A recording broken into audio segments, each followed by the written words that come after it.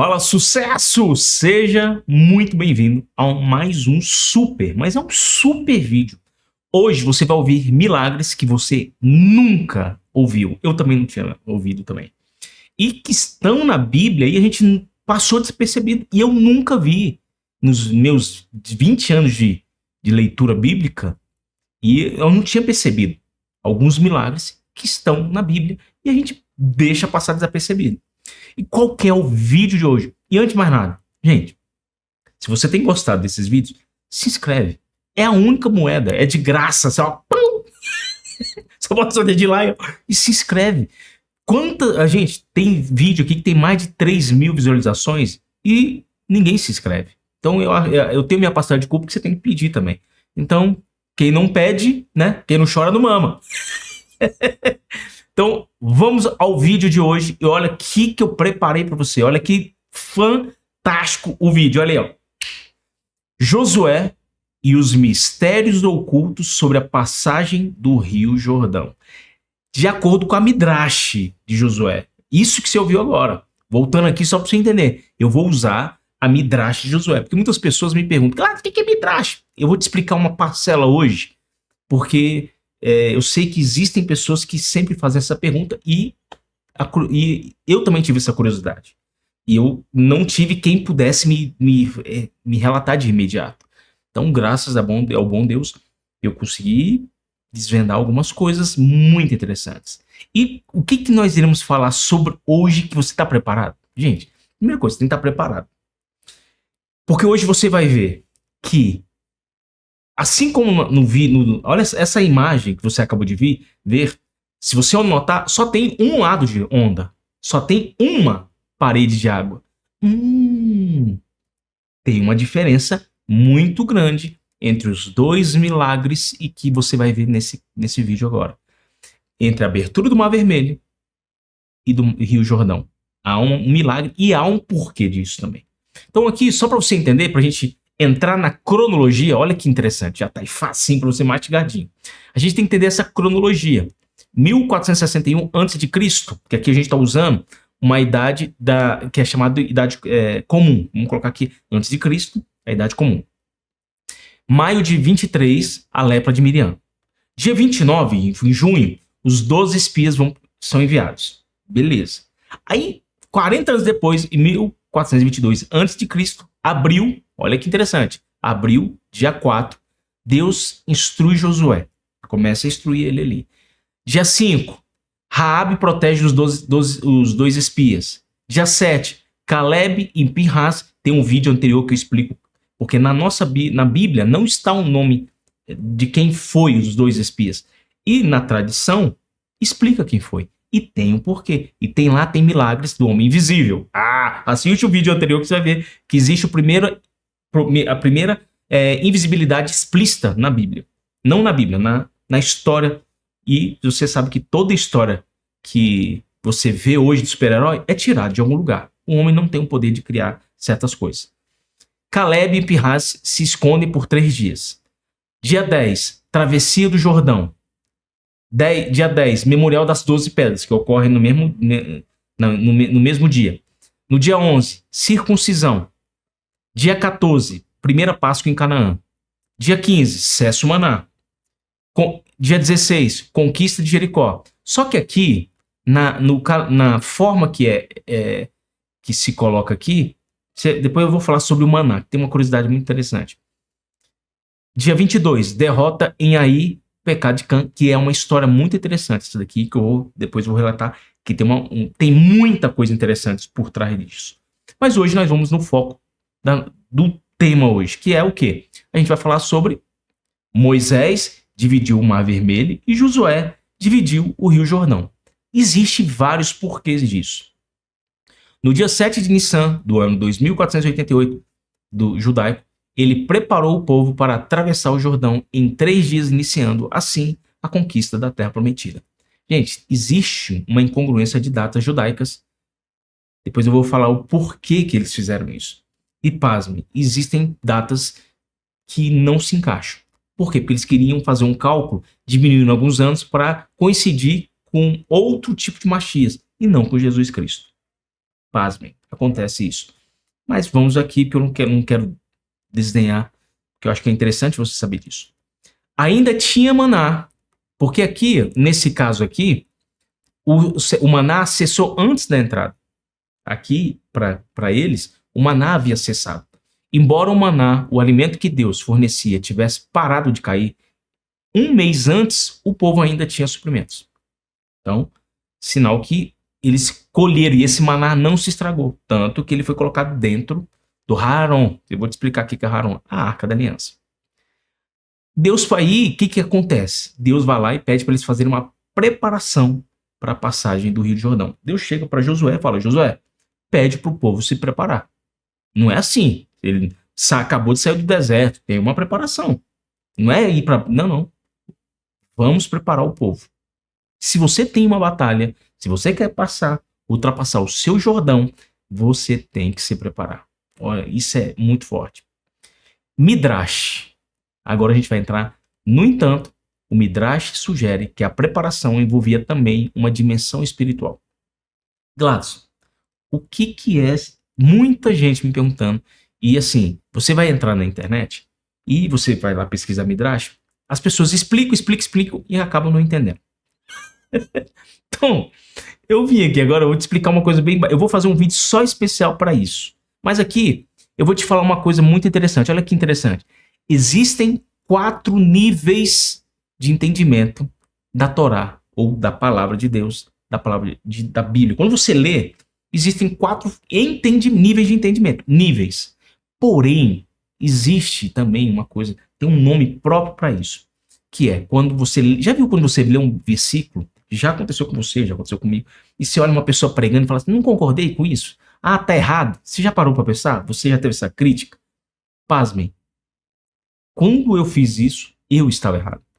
Porque não existe uma interpretação errada, equívoca, a menos que fuja aos princípios divinos. Aí esquece.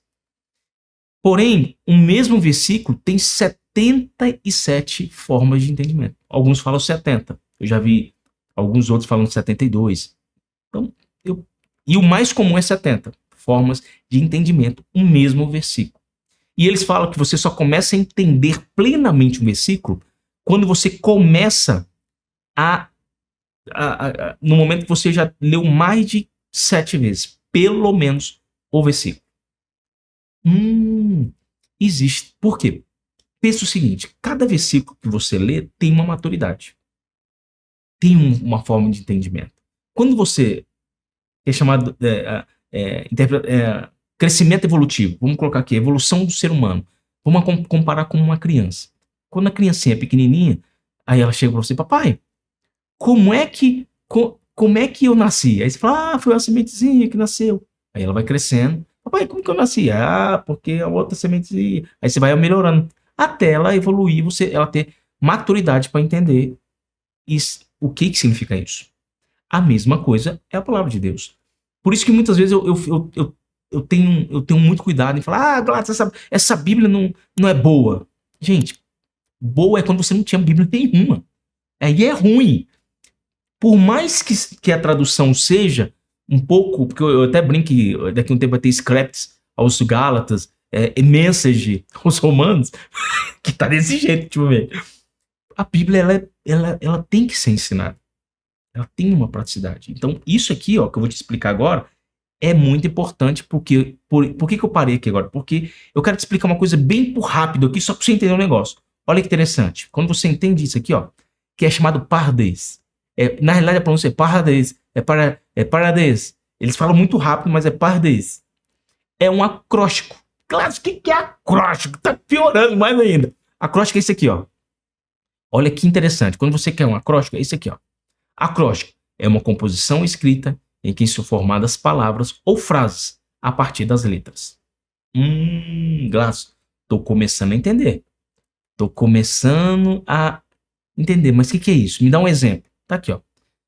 Sempre buscando novos desafios. Unidos alcançamos mais, compaixão e determinação, entusiasmo e paixão, sabedoria e conhecimento, solidariedade e amizade, otimismo e perseverança.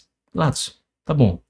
Se você observar aqui, se isso aqui eu te mandasse agora um bilhete, e você entendesse que era um acróstico, o que você iria fazer? Você ia fazer isso aqui, ó. Tan. Você ia pegar as primeiras letras. Isso é um acróstico.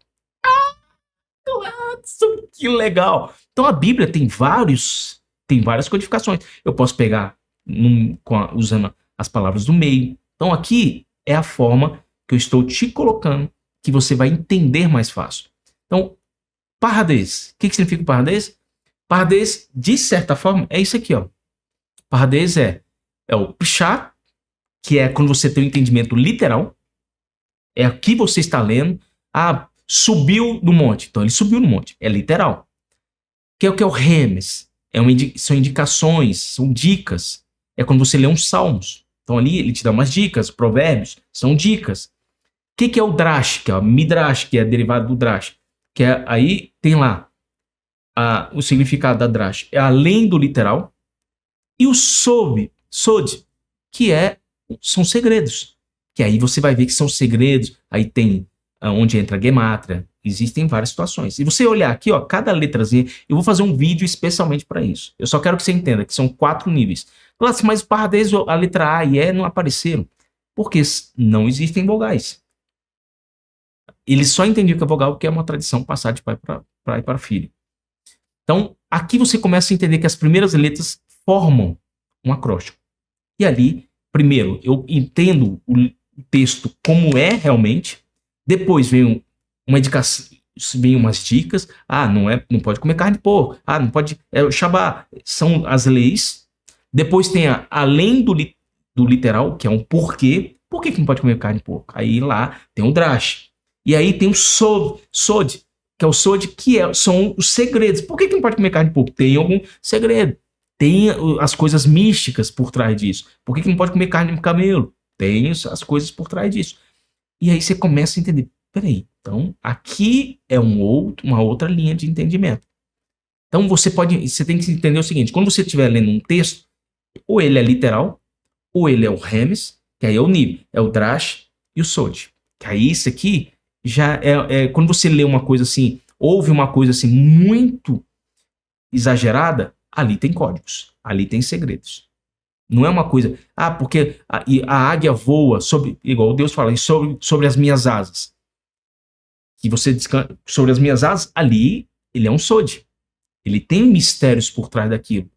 Existem frases que estão dentro daquilo. Entendeu? Então, vamos continuar aqui. Por que eu parei aqui? Porque é importante você entender isso.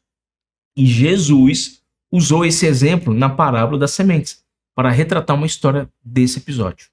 Então, eu não vou retratar aqui, mas é só para dar uma explanação do que significa a Midrash. Lembre que dentro desse código existem outros códigos. De repente você vê um milagre ali, por mais exagerado que seja, quando você vai ler e colocar, aí Deus fala assim, presta atenção nisso. Aí você vai fazer os estudos, você vai fazer a gemátria, você vai fazer comparações de letras, você fala, tem alguma coisa aqui por trás disso. Entendeu agora o que é a Midrash? A Midrash está num segundo nível. É quase um literal com quase real. É como se fosse uma Lilith. A Lilith, ela é o que ela é? É um sod. Porque ela tem um segredo por trás. É uma coisa mais espiritual do que real. Gladys, se eu estou lendo uma coisa aqui e tem uma coisa, um sod e um pshat, qual que é o mais importante? É o literal. É o que está escrito. Acabou e pronto. Ele tem mais força do que o que é o sod. Vamos lá. Então, para que serviria a preparação? Então, esse aqui eu estou explicando a Midrash para você entender o que eu vou te falar aqui agora. Eu nunca falei em nenhum outro vídeo anterior. Josué, porque aqui vocês vão ver aqui agora, que eu vou passar para vocês, são escritas praticamente na íntegra do que a Midrash de Josué fala. Tem coisas aqui que aí você vai falar assim, e se você pega o original e faz umas codificações, é muito interessante. Josué queria garantir que eles estivessem espiritualmente prontos para as lutas e desafios que enfrentariam ao entrar na Terra Prometida, pois a vitória nas guerras dependia tanto de suas ações físicas quanto da sua fé e obediência a Deus. Portanto, a preparação envolvia recolher provisões e suprimentos, que é a primeira coisa. Então, se você vai... É o que hoje os americanos fazem muito. Isso aqui vem de algum lugar. Adivinha de onde? Quando vai ter o fim do mundo, eles já vão lá e começam a recolher provisões. Quando você vê filmes aí, agora você tá entendendo de onde que esses filmes copiam. Tem de um fim do mundo. Aí o cara vai lá, ele vai fazer, a primeira coisa que ele vai fazer, recolher provisões, suprimentos. Segundo, preparar-se fisicamente para a guerra. Então, você tem que estar fisicamente pronto para a guerra. Não adianta você ir para a guerra com a mão machucada. Você não vai conseguir segurar na espada. É provável que você morra na guerra. Então você tem que se preparar. Terceiro, fortalecer-se espiritualmente para enfrentar os desafios com confiança na proteção e orientação divina. Quando você vai com medo da morte, você morre 2 vezes. Quando você já vai com propósito, você só pode morrer uma única vez. Porque a segunda é para a vida eterna. É assim que funciona o pensamento judaico. Quando eles vão com um propósito, se eles morrerem, é porque eles vão para algum lugar muito melhor.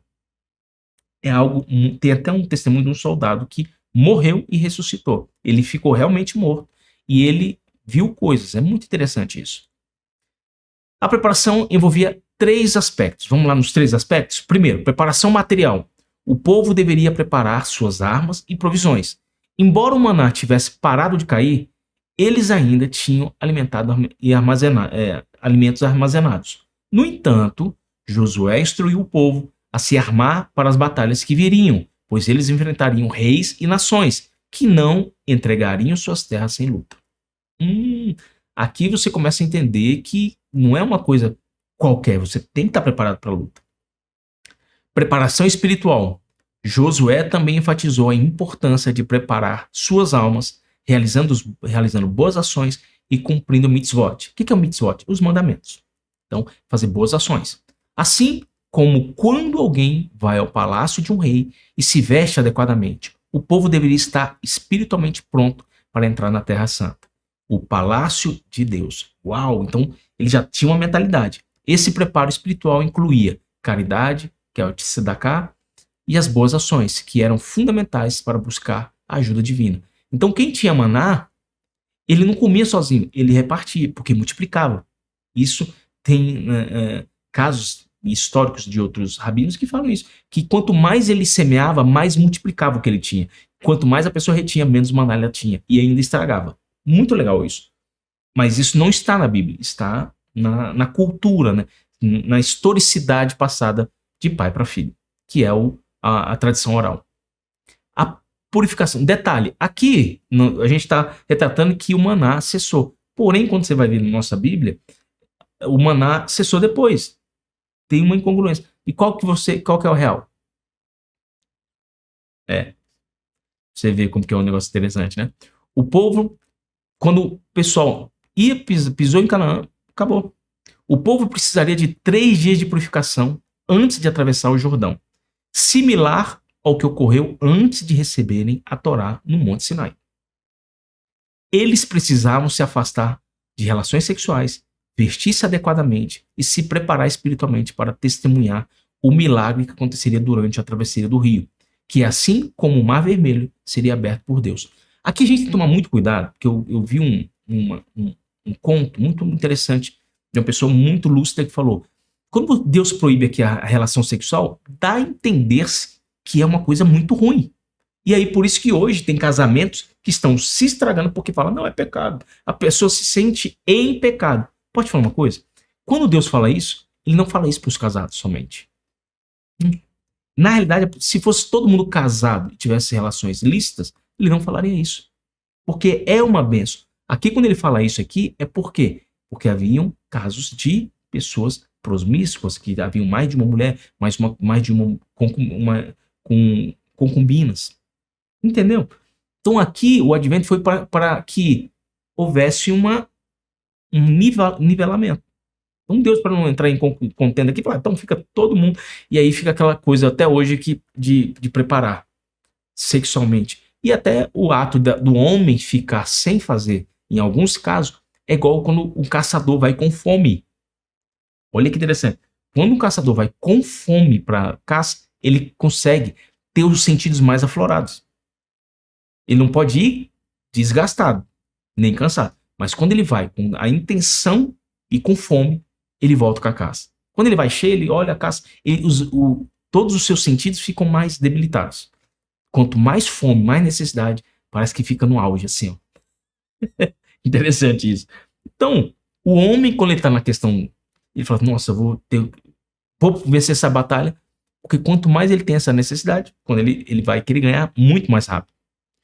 Existe uma história que, olha que história interessante. Na Guerra do Vietnã, aconteceu muito isso. Pegaram cartas, olha que história fantástica. E eles não estavam com o costume de ler cartas. E aí eles entregavam as cartas antes dos soldados irem para a batalha. E eles notaram que grande parte dos soldados morriam em batalha. E eles falaram, peraí, tem uma coisa errada aqui. O que eles fizeram? Passaram a abrir as cartas antes, porque eles alegaram que era para ver se não era algum negócio para ver se as pessoas não eram... e deixaram cientes que as cartas seriam lidas, para não ter nada ali de codificação, nem nada, nem o acróstico. E aí eles começaram a notar que havia muitas namoradas que estavam terminando o relacionamento naquele momento. E aí o soldado, com aquele ímpeto de ir para a batalha, recebia essa notícia. Adivinha o que acontecia? Ele queria morrer. Morrer! Então eles mudaram a ordem das cartas. Quando vocês voltarem, tem uma carta esperando você. Então eu criei o quê? Uma recompensa. Entendeu que a recompensa é muito válida e tem um momento certo de se dar uma recompensa? Então, voltando aqui. Agora, essa preparação espiritual e física foi necessária para que eles pudessem estar prontos para a grande missão de entrar e conquistar a Terra Prometida, com a ajuda de Deus, que garantiu estar com eles em cada passo. Manhã do dia 9 de Nissan. Eles acordaram muito cedo e a primeira coisa que fizeram foi orar para Deus. Gente, que fantástico isso. A primeira coisa que eles fizeram no dia 9 foi orar para Deus. Será que nós temos esse costume? Mas por quê? Porque eles tinham um líder que pregava o exemplo. Josué, ele tinha o seu tempo de estudo. Ele estudava a Torá, estudava a palavra de Deus antes de qualquer coisa. Ele não fazia nada sem a direção divina. Será que isso não é um grande exemplo para nós? A seguir, que é o mais importante? Interessante. Hashem ordenou que os acampassem lá durante a noite. Eles deveriam atravessar o rio no dia seguinte, em plena luz do dia. E Yehoshua, que é Josué, informou ao povo: preparem-se, porque amanhã pela manhã, no dia 10 de Nissan, de abril, nós vamos sair. Segredos ocultos da Midrash. Lembra da Drash? Do entendimento? Mudança do modo de viajar. Aqui, Deus mandou fazer uma mudança. E qual foi a mudança? Enquanto Moisés estava vivo, a nuvem da glória liderava o caminho de vocês e vocês a seguiam. A partir de agora, Hashem, Deus poderoso, ordenou que Aaron deve viajar na frente e vocês devem seguir Aaron. Latos, o que é Aaron? Aaron, na verdade, é a Arca da Aliança. A Arca de Deus, construída por Moisés. Eu prefiro Aaron porque é o Aaron. Eu não posso falar o Arca, porque a Arca não é feminino, é masculino. Então a gente tem que a Arca de Deus. Aqui é uma coisa que a gente tem o respeito aqui masculino, não desmerecendo as mulheres, muito pelo contrário, mas aqui o Aaron. Comentário interessante para você entender. Por que Hashem fez essa mudança? O Arão, irmão, Arão, aqui agora não é Aaron, agora é Arão, irmão de Moisés, já tinha falecido há algum tempo. Enquanto os judeus viajavam fora de Israel, numa terra impura, a Arca da Aliança, que é o Shekhinah, ficavam no meio de Israel, do povo de Israel. Mas agora que os judeus chegaram à área de Israel, a Shekhinah de Hashem, de Deus, se mudou para frente, para mostrar que ele é o mestre do mundo. E isso está no Talmud, no Tratado de Marashá, Sotá 34a. Cuidados com a Arca de Deus. Não andem, olha que interessante isso aqui. Não andem muito perto do sagrado, Arca da Aliança, pois isso seria desrespeitoso com a honra de Hashem, de Deus. Lá, o que significa Hashem? O nome, que é o nome sobre todos os nomes. Vocês não devem caminhar muito longe da arca. Peraí, você não pode caminhar nem muito perto, nem muito longe. E qual a distância? O final do acampamento deve estar dentro de 2.000 amot, ou seja, mais ou menos 960 metros do Haron, da arca de Deus. Pergunta do Midrash. Por que o acampamento não foi autorizado a se estender por mais de 2.000 amot de distância da Haron, da arca de Deus?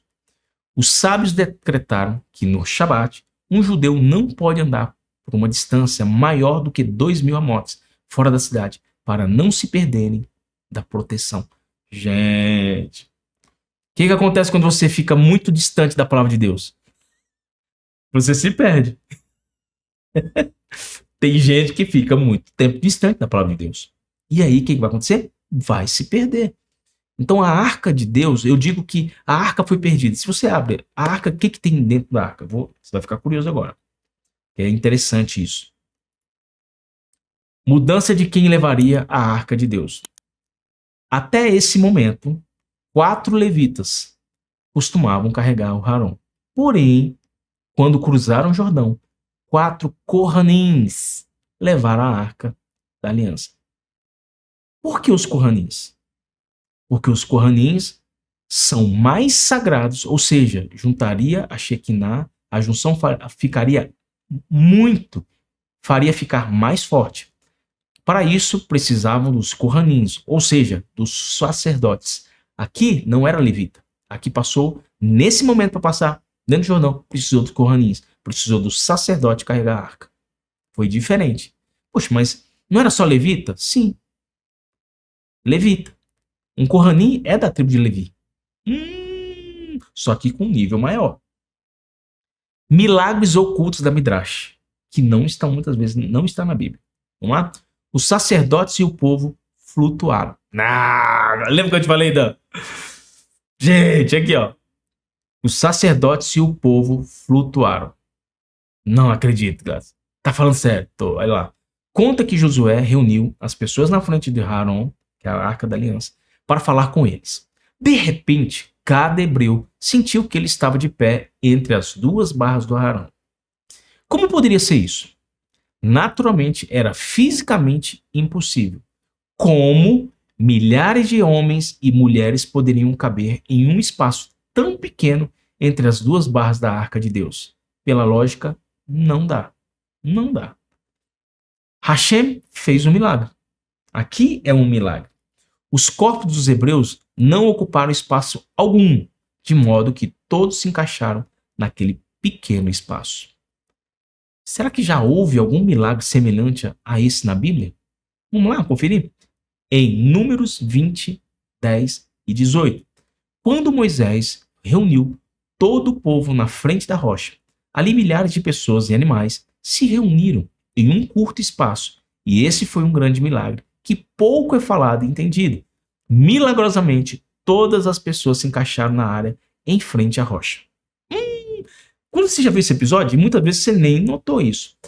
Tem um outro caso, também recente, que é um milagre, que quando o pessoal foi orar em Jerusalém, havia milhares e milhares de pessoas, e ao deitarem, era humanamente, matematicamente impossível aquela quantidade de pessoas deitarem, prostrando-se para Deus. Em Jerusalém. Pasmem. Esse milagre aconteceu. E até hoje, as pessoas não entenderam como que várias pessoas deitadas, que era impossível, matematicamente falando, nem em pé elas poderiam ficar. O que Deus fez? Deus fez um milagre de ampliar aquele espaço. Porque quando você está no espaço de Deus, a quântica é diferente. Sabe de onde surgiu o pensamento quântico? Devido a esses casos. Por quê? Porque se Deus faz, existe uma lógica. Deus não quebra princípio. Então Deus, ele ensina que existem princípios. Porque na física quântica, 2 pontos ocupam... Você consegue ver os 2 pontos em 2 lugares diferentes. E 2 lugares no mesmo lugar. 2 pontos no mesmo lugar. 2 corpos não ocupam o mesmo espaço. Na física quântica, sim. Meu Deus! Claro, isso é muito mistério. E adivinha de onde que esses matemáticos vão procurar lógica? E você não sabia. Vamos continuar aqui então. Olha que interessante. Deus realizou muitos milagres para Josué, que eram semelhantes ao que ele havia feito para Moisés. Isso provou ao povo que o poder de Deus também estava sobre a vida de Josué. De acordo com a Midrash, Josué exclamou: "Este milagre mostra que o Deus vivo está no meio de nós. E quando vocês cruzarem o Rio Jordão, outro milagre acontecerá." Agora olha lá. Que milagre é esse? O Rio Jordão se afastará quando vir Haron. Assim como um escravo abre caminho para seu mestre, esse é um sinal para vocês, querido povo de Deus. Qual era o misterioso poder da Arca da Aliança? Quando vocês seguirem o Haron e atacarem as nações, eles se afastarão e vocês vencerão facilmente todas as guerras. Agora curiosamente, haviam duas Harons, duas arcas. Peraí, duas arcas? Uhum. Olha que interessante. O que tinha nas duas arcas? Na Arca da Aliança de Deus, isso para mim foi uma novidade. Estudando isso aqui, por muito tempo eu achava, e você está curioso agora? Olha que interessante agora. As primeiras tábuas que foram quebradas, que Moisés quebrou, estava dentro. A segunda tábua que ele buscou, também estavam dentro. A vara de Arão estava dentro. E o maná de Deus. Então, as primeiras tábuas quebradas estavam dentro da arca. Tábua, só para lembrar que foi Deus quem fez. Então, isso para mim foi uma novidade. Legal, né? Interessante isso. Na segunda arca, quem que estava lá? Estavam os ossos de José. Não de Josué, de José, que deveriam ser enterrados na terra prometida. Essa arca acompanhou os judeus em todas as suas viagens, pela viagem pelo deserto. Curiosidade agora para você. Cada tribo carregava Aaron de seus patriarcas. Então, cada tribo, então tinha a tribo de Zebulun, então pegou os ossos do seu patriarca para levar também para a terra prometida. Não foi só de José. Aaron de José foi dado uma honra especial. Ele sempre viajou ao lado da arca de Deus. José, ganhou esta honra, pois ele foi um grande santo e um grande santo homem. E qual a diferença entre o milagre do Mar Vermelho e do Mar Jordão? Gente, aqui as coisas começam a fazer muito sentido para você. Olha que interessante. Êxodo 14:15. O Senhor disse a Moisés: "Porque você está me pedindo ajuda, diga ao povo que marche, levante o bastão e o estenda sobre o mar. A água se dividirá e os israelitas poderão passar em terra seca pelo meio do mar." Então, primeiro, é que na abertura do Mar Vermelho, Deus não iniciou o milagre enquanto os hebreus não entraram nas águas. Este foi um teste para a fé dos hebreus. Então, Deus manda aqui para que eles marchem, porque se eles não marchassem, não adiantaria Moisés levantar o cajado. Neste caso, o milagre só ocorreu quando eles pisaram na areia, quando eles foram em direção às águas. Já no milagre do Rio Jordão, o milagre ocorreu sem a necessidade do povo pisar nas águas, somente os sacerdotes. E a muralha de água crescia em altura, porque mais e mais água fluía de cima, mas nada escorria sobre as margens. Aqui, quando os sacerdotes que estão, Josué 3,13 fala, quando os sacerdotes que estão carregando a arca da aliança do Senhor Deus, o Senhor de toda a terra, puserem os pés dentro da água, o Jordão vai parar de correr, e as águas da parte em cima ficarão amontoadas em um só lugar. Milagre: o Jordão sequer inundou as cidades, as aldeias localizadas nas proximidades. A altura da água, aqui, gente, aqui vai um adendo. Você de repente não sabia. Se você ver agora o desenho que eu fiz, só tem uma onda. Já do Mar Vermelho, que é o Mar de Juncos, é Mar de Juncos. Gente, não importa, foi um milagre. Deus fez o milagre. Tem gente que fala, é Mar Vermelho, é Mar de Juncos, tradução errada. Gente, não vai mudar minha fé. O que acontece? Houve um milagre, porque eu creio nisso. No primeiro milagre, Deus fez 2 lados de águas. E no do Jordão, só houve um lado. Por quê? Porque Deus estancou a água. Então é como se ele tivesse feito parar da água e, pasme, a altura que chegou, dizem que a altura chegou a 288 quilômetros. Tá aqui, ó. Alguns sábios ensinam que a muralha cresceu a uma altura de mais de 300 mil amotes, ou seja, 288 quilômetros. Não só o povo de Israel viu isso, mas todos os reis de Canaã testemunharam esse milagre. Então, por que Deus fez esse milagre? Para que todo mundo visse o milagre. Olha lá. Ixi, o que é aquilo ali? Aquela tromba d'água ali. Ixi, mais um milagre. Meu Deus do céu, os israelitas estão vindo. Para que eles se arrependessem, mas ninguém se arrependeu. Você entendeu aqui? Aqui quando você começa a entender as coisas, você fala assim, meu, gente, que curioso isso. E ninguém nunca me ensinou isso. Então, seguindo aqui novamente, os Corranins que carregaram o Arão e não atravessaram o leito do rio, eles apenas permaneceram no mesmo lugar, depois que entraram no Jordão, perto da margem leste. Eles permitiram que todo o povo de Israel cruzasse o rio primeiro. Dessa forma, os judeus se sentiriam seguros, pois sabiam que enquanto os Corranins estivessem no rio, a parede de água não desmoronaria e os afogaria enquanto os filhos de Israel estivessem atravessando. Olha aí o medo. Palavras de Josué ao povo justamente no momento em que chegaram no meio do Jordão. Imagina, quando chegou no meio do Jordão, Josué falou, peraí, Deus mandou falar. No meio do Jordão, isso, olhando. Imagina, no meio do Jordão, e aquela parede de água assim. Aí o que aconteceu? Aí ele falou, peraí. Deus mandou falar, mas aqui... Eu fico imaginando, se na igreja, quando você tá no culto, qualquer coisinha que acontece já tira sua atenção, imagina você nesse momento. E com aquele barulho, podia ter um vento, alguma coisa, um paredão de... E ele falou e todo mundo conseguiu ouvir. Deu um eco, olha que interessante. E aí falou assim, gente, o que ele vai falar aqui agora? Então vamos lá ver o que ele falou. Quando vocês entrarem nas terras de Canaã, vocês devem expulsar todas as nações de lá. Esta é a ordem de Deus. Só que na Midrash tem uma coisa um pouco mais pesada que ele fala. E se vocês não aceitarem, vocês vão morrer aqui agora. Imagina. Você numa situação dessa, você fala, não, eu vou, pode contar comigo. Se prometer para Deus é para cumprir. É melhor você morrer aqui do que você ir lá e não cumprir. Gente, foi o que Josué fez. O milagre dos 12 homens no meio do rio. Aí tem mais outro milagre que a gente só ouve e passa desapercebido. Hashem disse a Josué, chame de volta os 12 homens que você escolheu. Cada homem deve levantar uma pedra do leito do rio. E Josué fez como lhe foi dito. Ele também acrescentou outra instrução. Você deve carregar essas pedras sobre os ombros até chegarmos ao outro lado onde acamparemos hoje à noite. E tem um motivo dessas pedras. Muita gente já fala assim, por que essas pedras? Tem um motivo que a gente não sabia. Muito interessante. Agora, olha que curioso. Quando ele pegou as pedras, alguns estudiosos falam que tinham mais de 100 quilos. Outros falam que pesavam toneladas.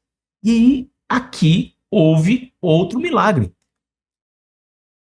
Esse milagre aqui foi o milagre que Deus fez para Sansão. Então, por isso que o povo diz, foi aquele milagre lá de Sansão? Foi o mesmo milagre dos 12 espias.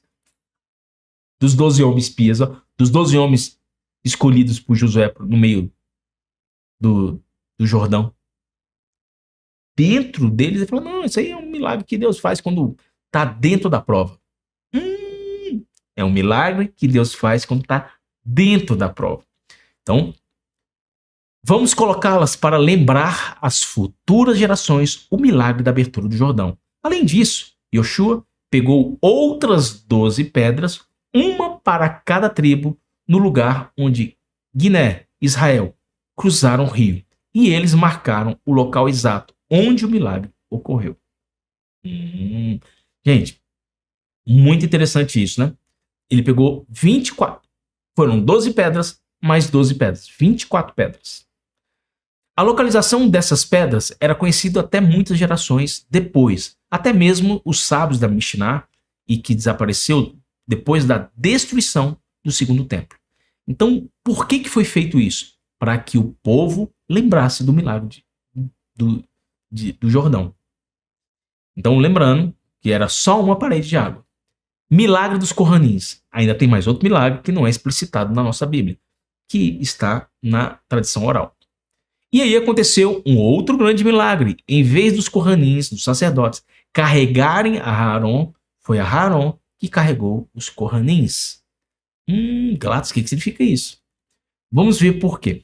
Enquanto os 12 homens levantavam o mesmo número de pedras no leito do rio, enquanto Yoshua colocava outras 12 pedras, os Corranins que carregavam o Aaron ainda permaneciam em pé lá no leito do rio. Lá atrás, todo mundo já tinha passado e eles estavam perto da marginal leste. Depois de todas essas coisas terem sido cumpridas, Josué disse aos sacerdotes, aos Corranins: agora volte com Aaron para o leste do Jordão. E assim foi feito. Os Corranins recuaram para uma margem.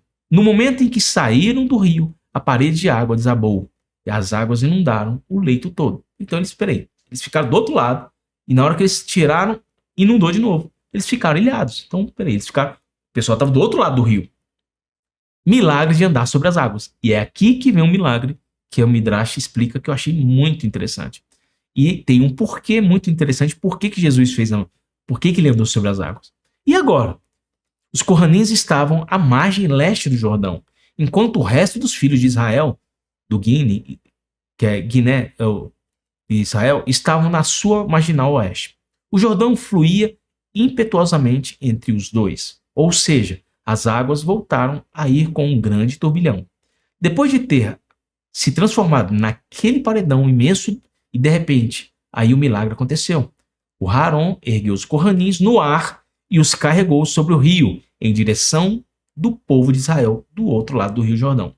Gente, Jesus mostra que ali houve os Corranins, 4 Corranins, e quem fez eles flutuarem foi Aaron, a arca de Deus. Jesus andou sobre as águas sem a arca de Deus. Você entendeu o mistério? E na verdade, a gente sabe que a arca tinha poderes sobrenaturais. A capacidade, inclusive, de transportar seus carregadores. A arca era tão sagrada que ninguém podia tocar nela, a não ser uma pessoa devidamente vestida e pura. O dia em que o povo hebreu cruzou o Rio Jordão, houveram milagres adicionais. Primeiro milagre: 12 homens estavam cada um carregando uma pedra pesada, muito pesada, em seus ombros. Mesmo que essas pedras fossem enormes, Hashem, o nome, o Senhor, milagrosamente deu a todos os homens a força necessária para carregá-las. Segundo milagre: no mesmo dia, os filhos de Israel viajaram até Argezim e a Rival. Essas montanhas ficavam a 57,6 quilômetros do Jordão, uma distância enorme para uma nação inteira viajar em um único dia. Lembrando que estavam a pé.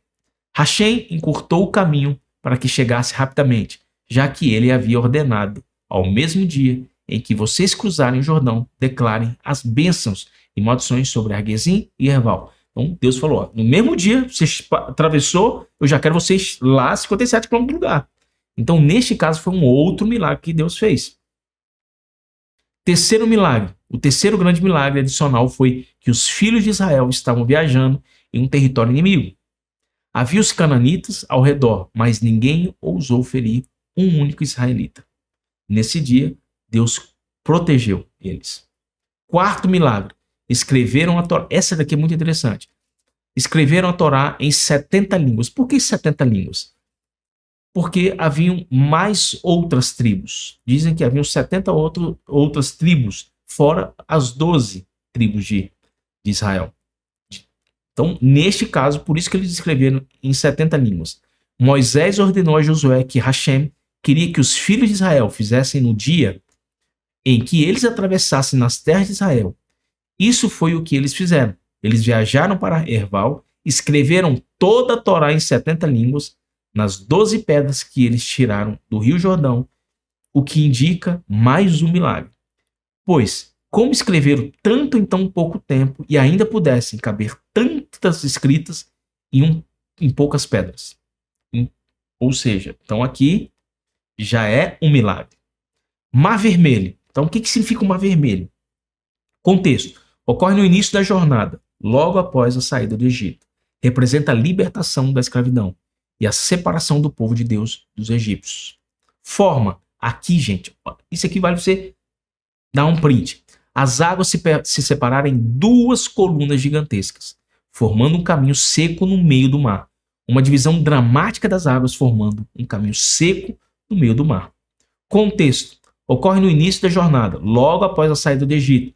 Representa a libertação da escravidão e a separação do povo de Deus dos egípcios. Significado. Simboliza a morte e a ressurreição. A passagem da escravidão para a liberdade. É um evento fundador do povo de Israel. Manifestação de Deus. Poderosa, visível, com uma clara demonstração de força sobre as forças da natureza. Gente, maravilhoso. O Jordão, Rio Jordão. Qual que é o contexto? Ocorre no final da jornada do deserto, quando Israel está prestes a entrar na Terra Prometida. Representa a conquista da Terra Prometida e a entrada em um novo tempo. Forma. As águas pararam de fluir. Aqui Deus não dividiu. Aqui a água parou de fluir, permitindo que o povo atravessasse o rio a pé e a seco. Significado. Simboliza a entrada da Terra Prometida. E a herança é um sinal do cumprimento das promessas divinas.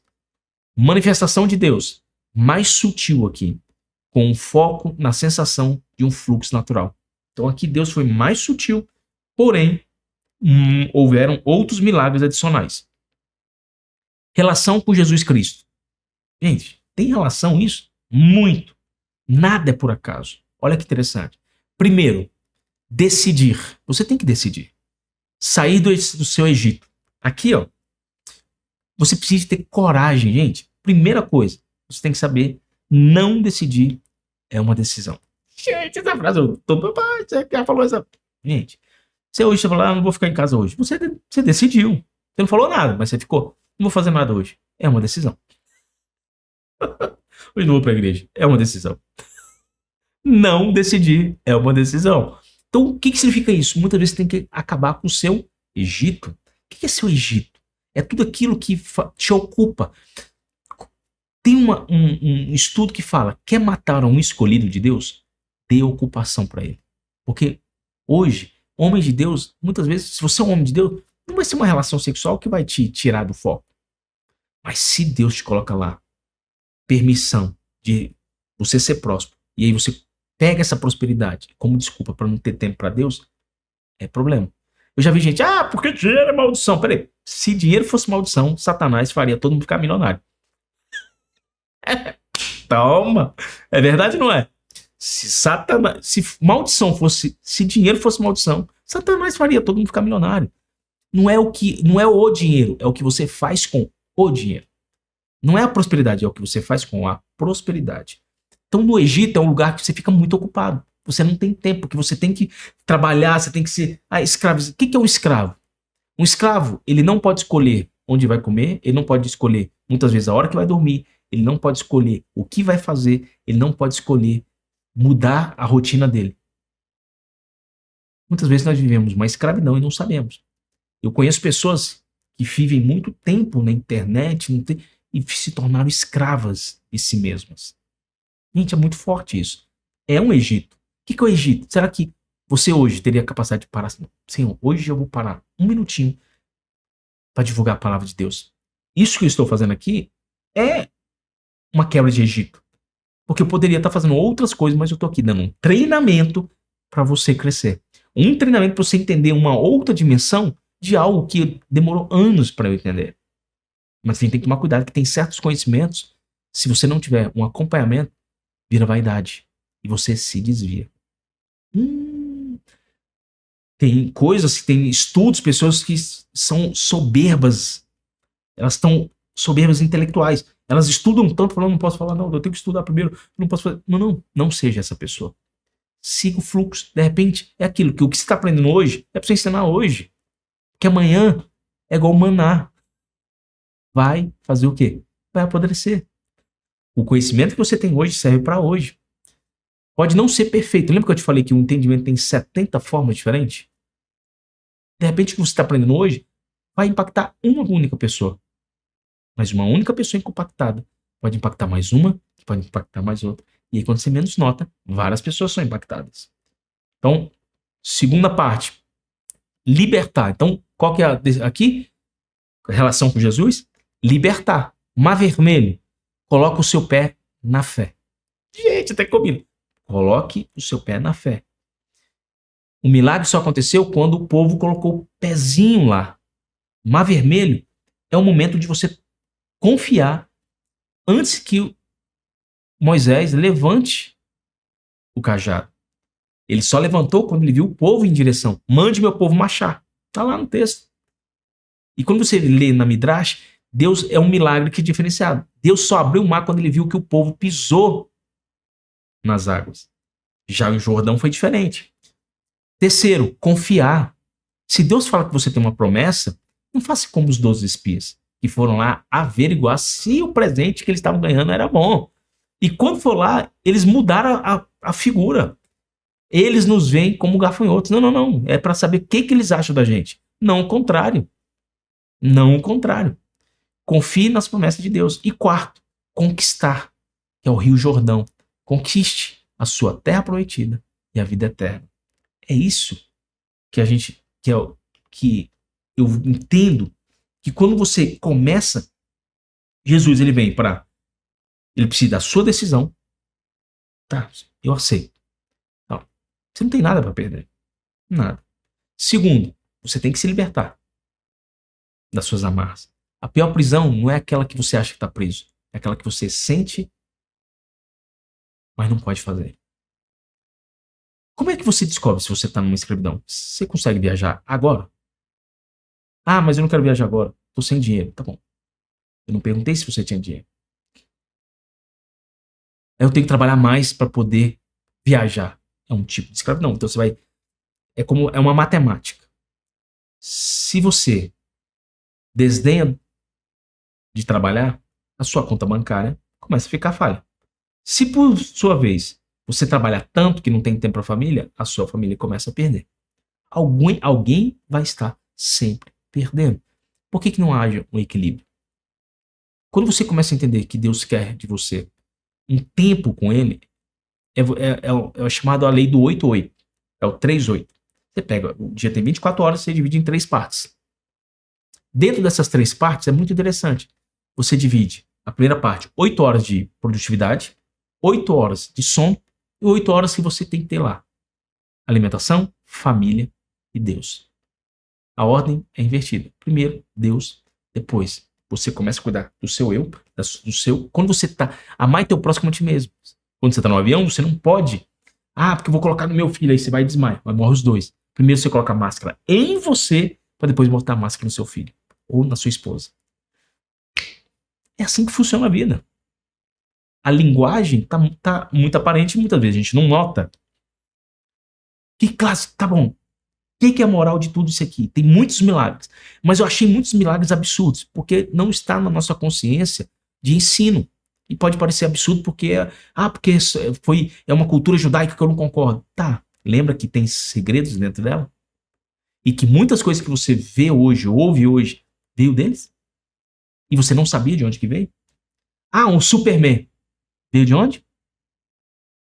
Ah, o The Flashman. Um homem mais rápido.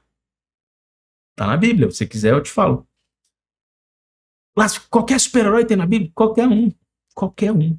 Hércules, uma cópia magnífica de Sansão.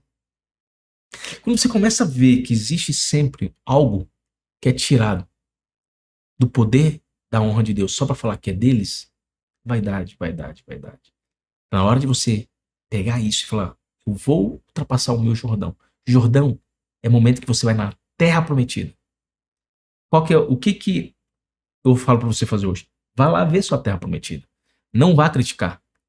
Vá lá e fala assim, eu vou pisar. Eu vou lá ver meu carro, vou ver minha casa. Não precisa ter o dinheiro. Você precisa ter a fé. Porque, imagina, moravam no Egito, não tinha muros, só tinha deserto. Eles muitas vezes não eram amarrados, porque pode ir, que a pessoa só morreria no deserto.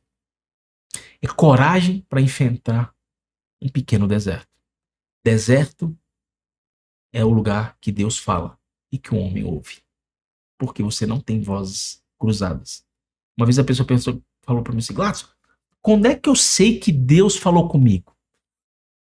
Simples. Quando Deus fala, o diabo se cala. Acabou essa aí, gente. Essa aí, fenomenal. Essa aqui não tem nem mais o que falar depois dessa. Quando Deus fala, o diabo se cala.